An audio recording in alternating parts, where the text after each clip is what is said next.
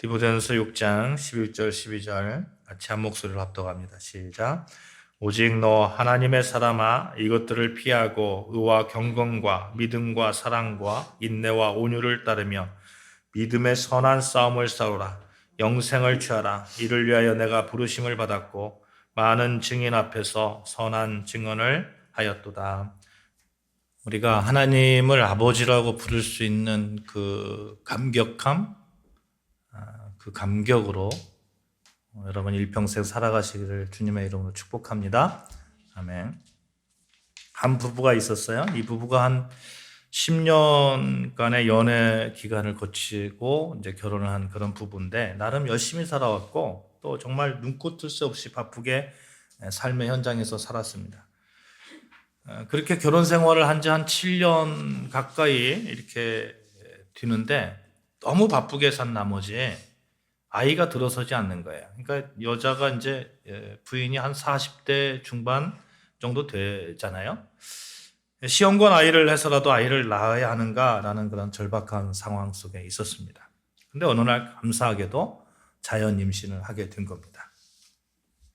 사실 임신에 대한 걱정도 할 만한 것이 이 아내가 나이가 들어서는 것도 문제지만 남편이라는 사람이 이제 세상 둘도 없는 그런 그 소문난 배달 음식 많이 해요. 그러니까 요즘은 이제 집에서 뭐 해 먹지 않잖아요. 뭐 거의 뭐 배달해서 이렇게 음식을 먹고 그러는데 그러다 보니까 몸 상태가 뭐 이만저만이 아닌 거죠. 굉장히 그 헤비한 그런 몸 상태를 가지고 있고 건강도 그렇게 썩 좋은 그런 상태가 아니었습니다. 이런 상황 속에서 아내가 임신하니까 남편이 너무 좋아하는 거예요. 그러면서 이제 배달 음식도 끊고 아침부터 직접 이렇게 건강 주스도 만들어서 아내한테 이렇게 같이 주면서 같이 먹고 이렇게 하는 거예요. 생활 패턴이 완전히 달라졌습니다. 아내의 말에 의하면 180도 달라졌어요. 180도. 이렇게 바뀌어진 남편의 모습을 보면서 아내가 좋아해야 되잖아요. 근데 좋아해야 되는데 좋아함과 동시에 한편으로는 고민거리가 하나 더 생긴 거예요. 뭐냐면 원래 남편이 무엇이든 굉장히 빨리 몰두하는 성격이라는 거예요. 굉장히 빨리 몰두하고 한번 꽂히면 정말 열정을 다해서 그렇게 막 이렇게 정열을 쏟는데 문제는 그 열정이 금방 식는다는 거예요. 금방. 그러니까 빨리 끓는 냄비가 빨리 식는다는 말이 있듯이 이 남편이 꼭 그렇다는 겁니다. 그러니까 아기가 생겼다고 그렇게 좋아하다가 정작 아이를 낳고 나면 금방 그 사랑과 열정이 식지는 않을지 아내가 걱정하는 거예요. 아내가. 이 이야기를 듣고 있던 사람들이 아내에게 이렇게 이야기합니다. 아이 아빠가 된다는 것은 존재 자체가 바뀌어지는 거야. 완전히 신분이 달라지는 거야. 절대로 그렇게 될 수가 없어. 인간은 그렇게 태어난 거야. 아이에 대한 본능이야. 걱정하지 마. 이런 얘기를 하는 거죠.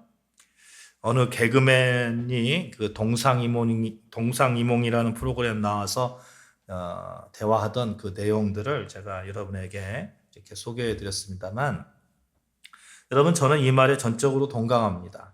신분이 바뀌어지면 행동이 바뀌어집니다. 하나님을 아버지라고 고백한다는 것.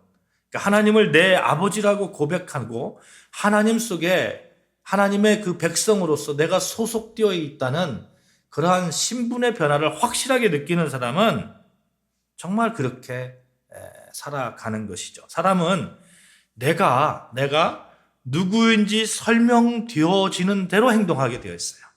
내가 누구인지 설명되어지는 대로 행동하고 설명되어지면 모든 문제들이 다 해결됩니다. 설명되어지면 해결되는 거예요. 왜 저 사람이 저렇게 행동했을까? 왜 저 사람이 저럴까? 왜 이런 문제가 발생했을까? 설명되어지면 해결되는 거예요. 우리 자신에 대해서 자아 정체성에 대해서 설명되어지면 해결되게 되어 있습니다. 사랑하는 여러분, 여러분과 저는 누구입니까? 여러분과 제가 하나님의 아버지를 아버지라고 고백했어요. 설명되어지는 그런 존재로 우리는 살아갑니다. 사랑하는 여러분, 우리가 우리 자신에 대해서 설명되어져야 됩니다. 진심으로 설명되어져야 됩니다. 나는 누구인가? 나는 어떤 사람인가? 설명되어지는 것이 너무너무 중요합니다. 이 설명되어짐을 위해서 불교에서 그렇게 수행하는 거 아니에요. 불교뿐만 아니라 학문이나 또 종교나 다른 종교들 다 마찬가지로 존재를 명확하게 설명하기 위해서 학문도 하고 종교 활동도 하고 그러는 겁니다. 여러분은 어떻게 여러분을 설명하시겠습니까? 여러분과 우리가 고백했듯이 나는 하나님의 사람이다. 나는 하나님의 백성이다. 나는 하나님을 아버지라고 고백하는 사람이다. 하나님께 소속된 사람이다. 하나님을 아바, 아버지라고 부를 수 있는 사람이다. 이 설명되어짐이 여러분의 삶 가운데 있기를 주님의 이름으로 축복합니다. 아멘. 이 믿음 안에 서는 것이 너무너무 중요합니다. 그 믿음의 고백이 있을 때에 그 믿음을 바탕으로 내가 어떻게 살아야 될 건지 결정되는 것이고, 그것뿐만 아니라 세상을 살아가면서 우리가 맡게 될 모든 문제들이 있잖아요. 어려움도, 경제적 어려움도 있고, 또 사람 간의 갈등도 있고, 또 내 능력 밖의 문제들, 이런 것들이 많이 부딪힌단 말이에요. 이런 가운데서 그 문제를 대하는 방식이 달라지는 거예요. 나는 어떤 사람인데? 나는 하나님을 아버지로 둔 사람인데? 내게 능력 주시는 자리에서 내가 모든 것을 할 수 있는 사람인데? 고백하면서 다시 도전하고, 다시 일어서고, 다시 한번 해보고 하는 거예요. 우리는 진실로 하나님의 사람입니다. 성경을 보면 그리스도인 여러분과 저를 지칭하는 말들이 참 많이 나옵니다. 예를 들면 그리스도의 편지, 세상의 소금이다, 세상의 빛이다, 포도나무의 가지다, 양이다, 이런 설명들이 있잖아요. 정말 하나같이 우리를 향한 하나님의 사랑이 느껴지며 감사한 말들입니다. 그런데 이 말들을 자세히 보면 모두 하나님의 사람들인 우리가 세상 속에서 어떻게 살아가야 될지에 대해서 말씀해 주는 말씀이에요. 우리의 가장 기본적인 존재 양식을 드러내는 말은 아니라는 거죠. 뭔가 설명이 부족해요. 근데 확실하게 내가 누구인지 내 존재에 대해서 설명해 주는 말씀, 당신은 하나님의 사람입니다. 당신은 하나님의 사람입니다. 굉장히 포괄적이고 내 존재를 이렇게 잘 설명해 준 그런 말이 없어요. 당신은 하나님의 사람입니다. 나는 하나님의 사람이라는 이 고백은 하나님께서 적극적으로 내 삶에 개입해 주시고 내가 하나님께 적극적으로 속해 있다는 그런 말이 되는 것이죠. 사람들은요, 어느 집단에 속해 있느냐를 보면 그 사람의 행동 양식이 보입니다. 어느 집단에 속해 있는지 우리가 알잖아요. 너 누구니? 이럴 때. 나는 지금 범죄 집단, 갱단에 있어. 그러면 그 사람의 행동이 앞으로 미래가 어떤 행동을 할 건지 보이잖아요. 그렇죠? 나는 의사 집단에 속해 있어. 이런 얘기를 하면 지금 분쟁이 있잖아요. 2,000명 그 의사 학교 증원하는 거 분쟁이 있는데 그 분쟁에 대해서 어떤 스탠스를 취할지 우리가 짐작할 수가 있는 거예요.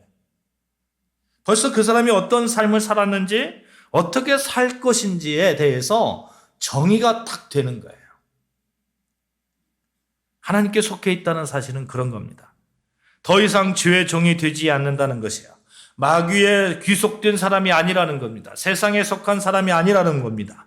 만몬이즘 속에 살아가고 있지만 그것이 하나님의 그런 사람으로서 완전히 그것이 나를 속박하고 나의 갈 길을 막고 두려워하고 떨리게 하고 하지 못한다는 이야기입니다. 공중의 권세 잡은 자나 육에 속한 모든 것들이 더 이상 관여할 수 없고 관여해서도 안 되고 관여해도 전혀 영향력을 미칠 수 없는 사람으로 완전히 변했다는 겁니다. 그래서 우리 베드로전서 2장 9절 말씀 찾아보실까요? 베드로전서 2장 9절 말씀입니다.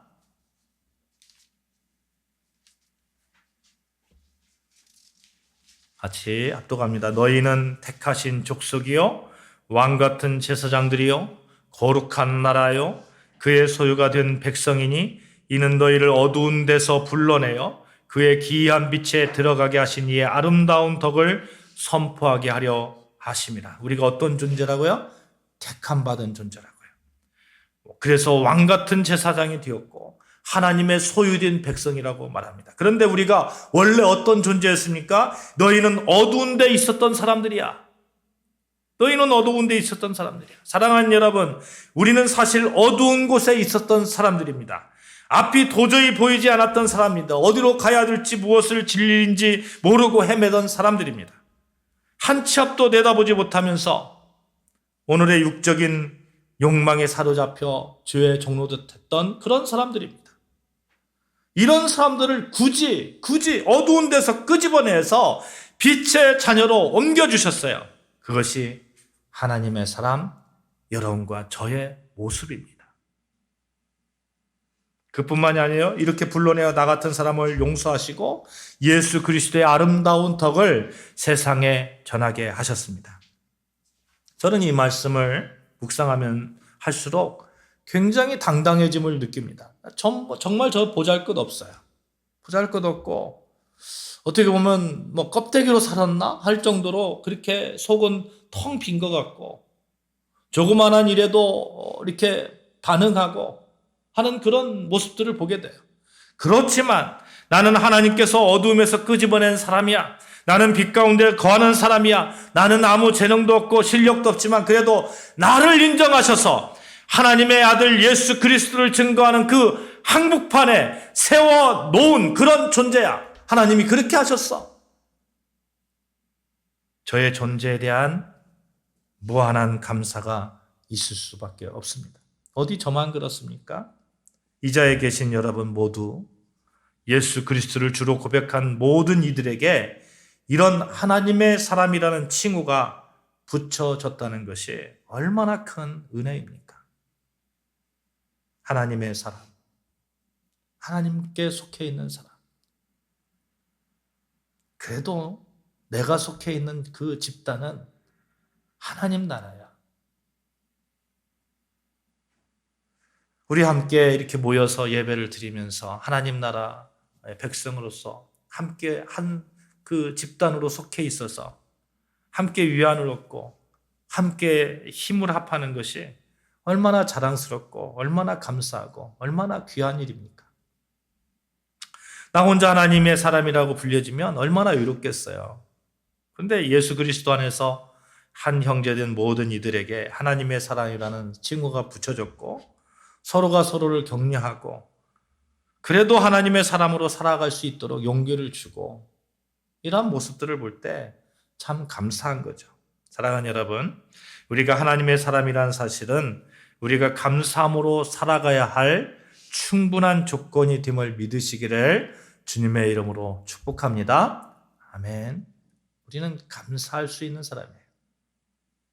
이렇게 하나님의 사람들에게 주어진 은혜가 있습니다. 존재를 완전히 바꿔주셔서 하나님 나라의 백성으로 생각하고 행동하게 한다는 겁니다. 또한 그것뿐만 아니라 천지를 창조하신 하나님의 능력을 덧입혀 주신다는 거예요. 그래서 내 힘으로 하려고 하면 안 돼요. 공부를 할 때도 내 힘으로 하려고 하면 안 돼요. 하나님의 능력으로 하려고 해야 돼요. 하나님이 도와주셔야 됩니다. 기도하면서 하나님 이 문제 잘 안 풀려요. 하나님 도와주세요. 이런 신앙인의 자세.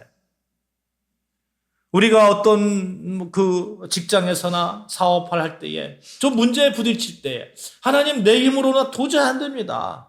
나는 하나님께 속해 있는 사람이니 하나님께서 책임져 주시고 하나님께서 좀 해결해 주십시오. 그 기도하고 시작하는 자세. 그것이 하나님의 능력을 덧입는 사람들의 모습이 아니겠습니까? 우리는 한순간도 우리의 힘으로 살아간다고 말하지 않는 것이 너무나 중요합니다.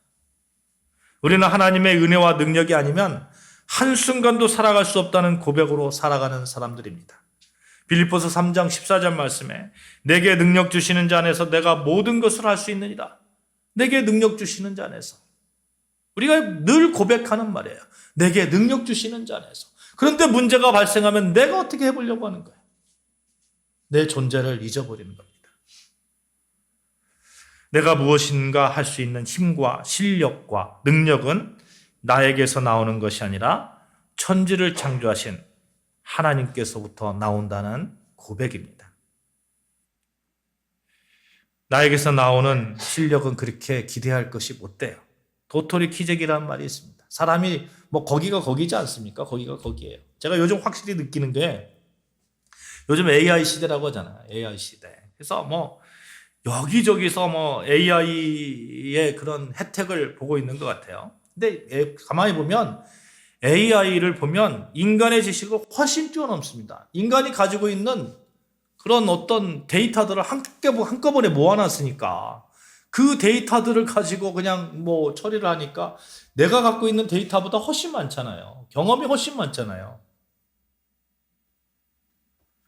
우리의 실력, 나의 실력은 기계만도 못하는 거죠. 어떻게 보면 AI만도 못합니다.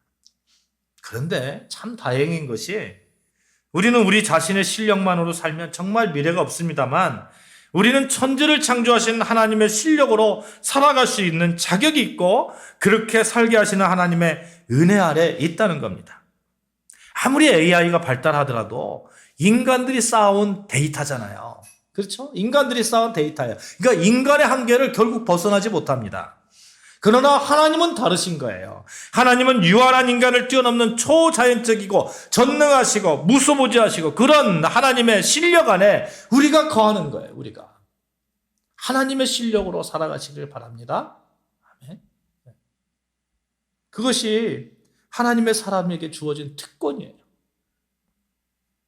그러므로 여러분 우리가 하나님의 사람이라는 이 은혜의 말씀을 꼭 붙드시기를 바랍니다. 너는 내 것이라는 하나님의 말씀을 붙드세요. 이사야서 43장 1절 2절 말씀 제가 봉독해 드리겠습니다. 야곱아 너를 창조하신 여호와께서 지금 말씀하시느니라. 이스라엘아 너를 지으시니까 말씀하시나니라. 너는 두려워하지 말라. 내가 너를 구속하였고 내가 너를 지명하여 불렀나니 너는 내 것이라. 내가 물 가운데로 지날 때에 내가 너와 함께 할 것이라. 강을 건널 때에 물이 너를 침몰하지 못할 것이며 내가 불 가운데로 지날 때에 타지도 아니할 것이고 불꽃이 너를 사르지도 못하리라. 우리가 물가를 지날 때도 있어요. 우리가 불 가운데 지날 때도 있어요. 그러나 그 모든 악재들, 모든 장애물들, 모든 어려움들이 전혀 우리에게 관여할 수 없다는 거예요. 왜? 하나님께서 너는 내 것이라고 말씀하셨습니다. 넌 내 것이라. 우리를 하나님께서 너는 내 것이라고 부르시면서 하나님의 사람이라고 우리가 속한 신분, 우리의 존재에 대해서 말씀하시는 그 말씀을 붙들고 넉넉하게 좀 우리 오늘 살아가면서 어떤 문제를 닥칠 때 그것을 해결하는 실력을 키우자는 겁니다. 이제 하나님의 사람으로서 우리의 존재가 결정되었으니까 우리는 이제 어떻게 살아갈 건지 그 방향에 보이지 않아요? 오늘 본문 말씀을 보시면 친절하게도 우리가 피해야 할 것들, 또 우리가 따를 것이 무엇인지, 또 우리가 취할 것이 무엇인지, 왜 우리가 그렇게 살아야 하는지에 대해서 아주 명확하게 말씀하고 있어요. 다시 한번 보실까요?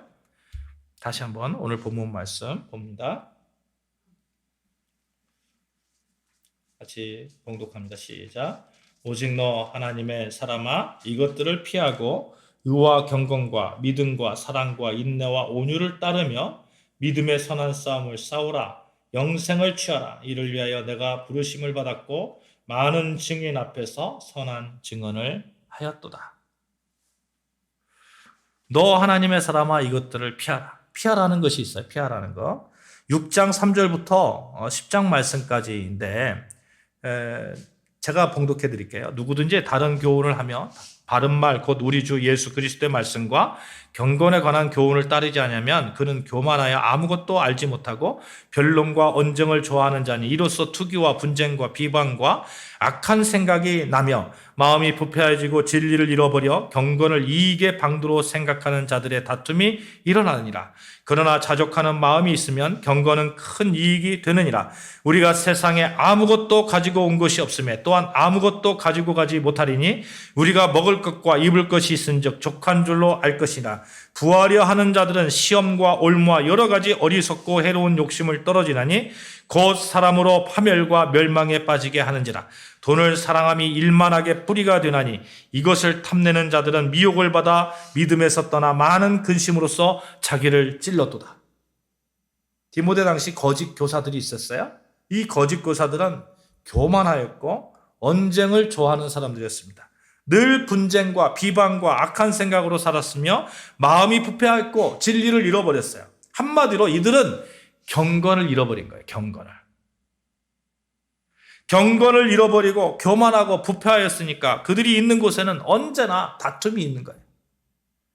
여러분, 경건이 있는 곳에는 다툼이 없습니다. 다툼 가운데 있다는 것은 내 자신을 한번 돌아봐야 돼요. 내가 지금 말씀 가운데 서 있는지. 저도 오늘 오면서 한번 제 자신을 돌아봤어요. 내가 말씀 가운데 서 있는지, 말씀을 사모하는지, 아침에 시작에 말씀으로 시작하는지, 아침에 저녁을 끝날 때 말씀으로 끝나는지, 늘 삶 가운데서 말씀 가운데 말씀을 적용하는지. 사도 바울은 이러한 거짓과 교만, 부패, 비방, 한마디로 경건에 위반되는 모든 것들을 피하라고 말씀하고 있습니다. 또 있어요.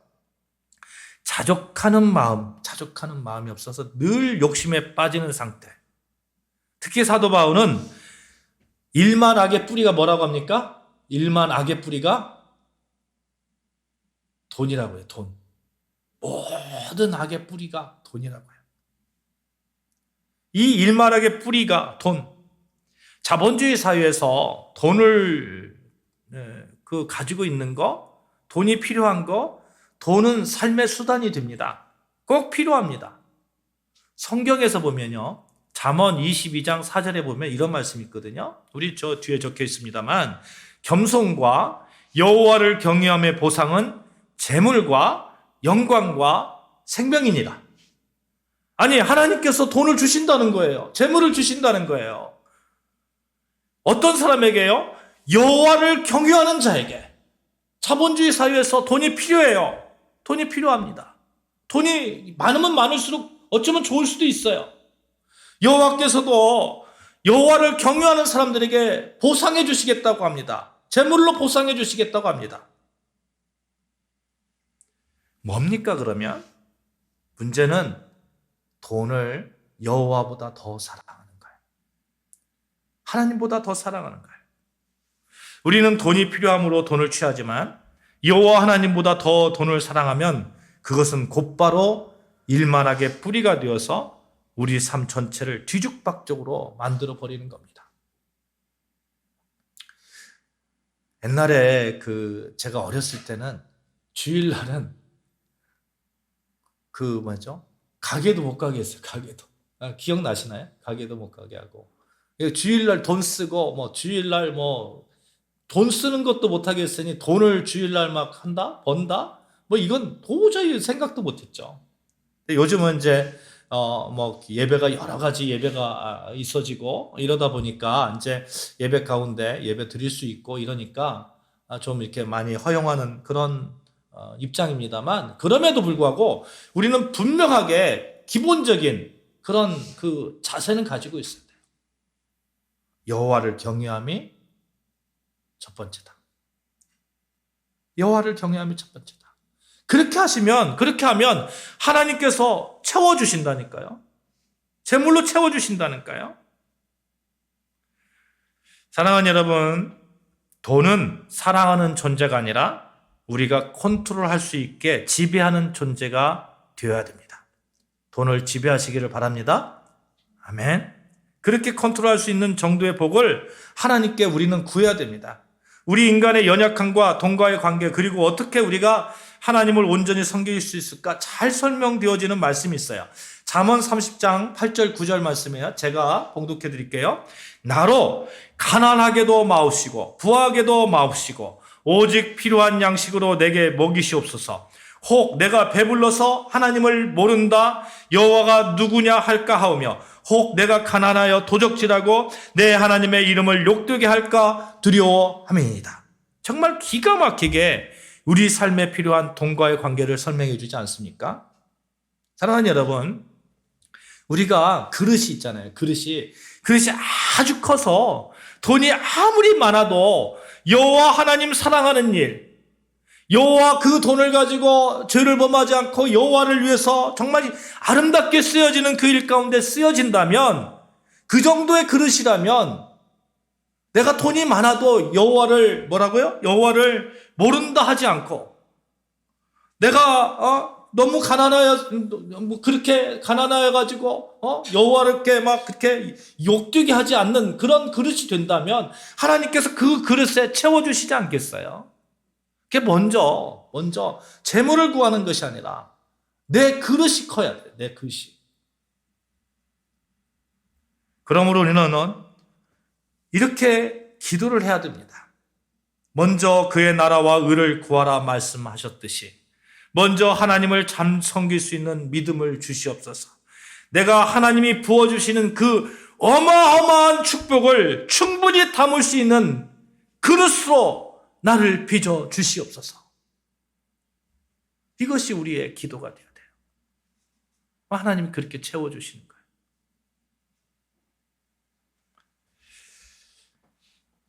매일 예수님 닮아가면서 예수님의 사랑으로 살게 하여 주시옵소서. 그래서 하나님이 부어진 축복을 온전히 누릴 수 있게 하여 주시옵소서.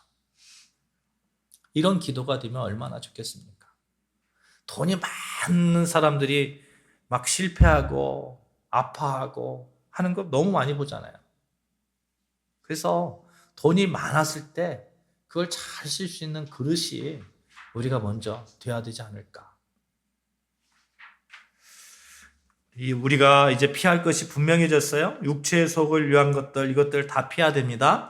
세상의 욕망, 풍조 다 피해야 됩니다. 돈을 사랑하는 것이 아니라 돈을 지배하는 자로 서야 됩니다. 그래서 진리 가운데 언제나 축복된 삶을 살기를 구해야 됩니다. 이렇게 피해야 되는 육체의 소욕거리가 있다면 사도 바울은 이제 우리가 따라야 할 것에 대해서 이야기하고 있습니다. 사랑하는 여러분, 여러분이 의를 따르시기를 주님의 이름으로 축복합니다. 아멘. 경건과 믿음과 사랑과 인내와 온유를 따르시기를 바랍니다. 우리는 실체가 없는 것을 따르는 게 아니에요. 어떻게 경건하라고? 어떻게 믿음을 가지라고? 어떻게 사랑하라고? 어떻게 인내하라고? 어떻게 온유하라고? 실체가 없는 거 아니에요. 우리 실체는 빛과 소금의 그런 역할로서 우리가 나아가야 되는데 그 실체가 그렇게 할 수 있는 그 실체가 있어요.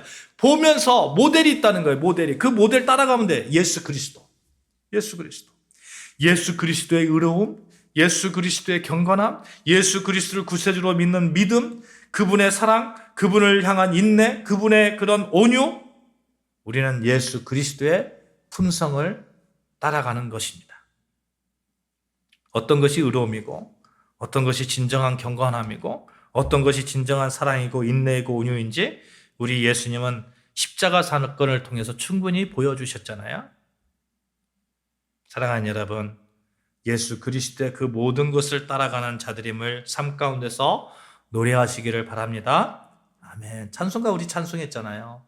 예수 따라가며 복음 순종하며 우리 행할 길 환하겠네. 우리 행할 길 환하겠네. 어떻게 해야 될지 환하겠네. 예수 따라가면. 그런데 말이죠. 사실 이렇게 따라가는 것이 그렇게 쉬운 것은 아니에요. 내가 따라갈 거야 이렇게 말한다고 해서 저절로 따라가는 것은 아닙니다.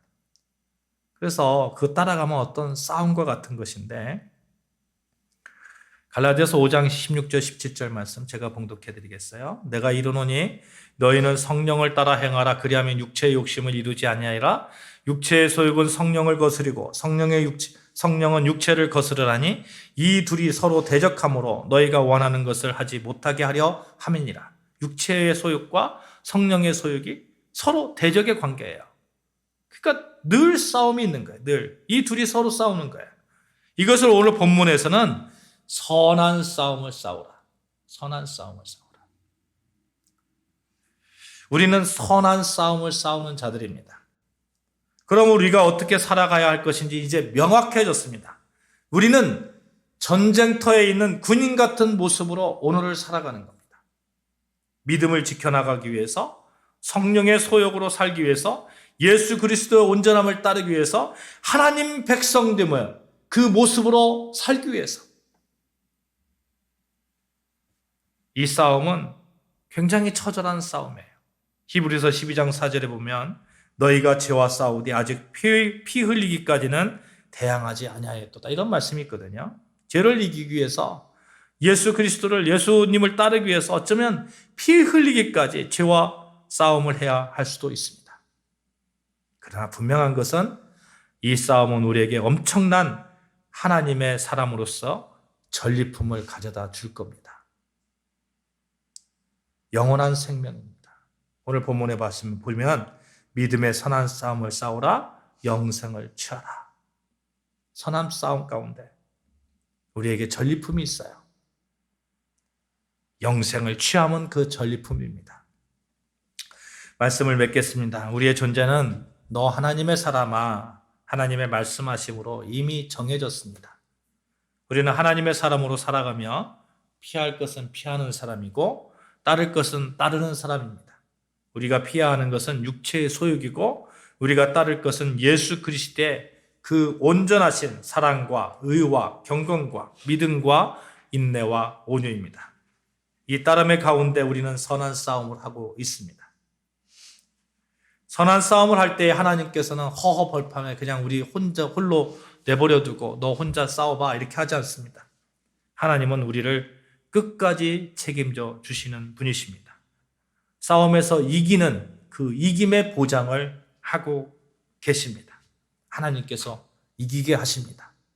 시편 24편 8편에 보면 영광의 왕이 누구시냐? 강하고 능한 여호와시도 전쟁에 능한 여호와시로다. 이런 말씀이 있거든요. 여호와는 전쟁에 능하신 분이십니다.